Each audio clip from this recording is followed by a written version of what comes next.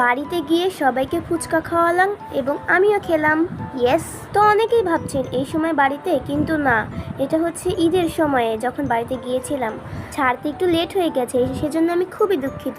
তো যাই হোক, আসসালামু আলাইকুম ভিউয়ার্স, সবাই কেমন আছেন? আশা করি সবাই অনেক ভালো আছেন। তো আরও একটি ব্লগ ভিডিও নিয়ে আপনাদের সাথে হাজির হলাম। অবশ্যই পুরো ভিডিও শেষ পর্যন্ত দেখবেন, আশা করি ভালো লাগবে। তো প্রথমেই দেখতে পাচ্ছেন এখানে তেঁতুলের টক বানানোর জন্য তেঁতুল নেওয়া হচ্ছে। তো আমাদের দাদা বাড়িতে তেঁতুলের গাছ আছে, তাই এখানে তেঁতুলের কোনো কমতি পড়বে না। অনেক তেঁতুল এখানে দেখতেই পাচ্ছেন।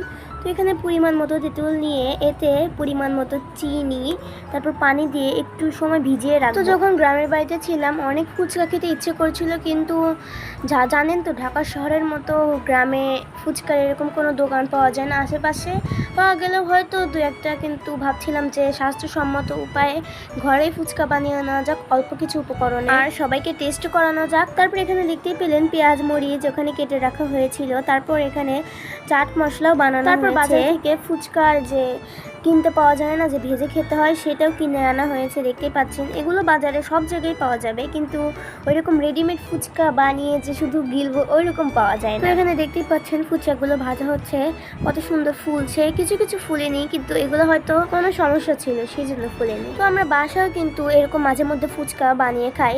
আমরা খুবই কম ফুচকা কিনি, কারণ দোকানে কিন্তু অস্বাস্থ্যকর উপায়ে ফুচকা বানায়, আবার ফুচকার দামও কিন্তু অনেক বাড়িয়ে দিয়েছে। তো 50 টাকার যদি ফুচকা কেনা যায়, দুইজন ভালো মতো খেতেই পারে না, তৃপ্তি হয় না, একজন খেয়েই তৃপ্তি হয়। তাই 50 টাকা খরচ করে বাসায় বানিয়ে খেলে কিন্তু পুরো ফ্যামিলি কিন্তু মন ভরে খেতে পারে। তো যাই হোক, এখানে দেখতেই পাচ্ছেন ফুচকাগুলো ভাজা হয়ে গিয়েছে। এখন টক রেডি করা হচ্ছে।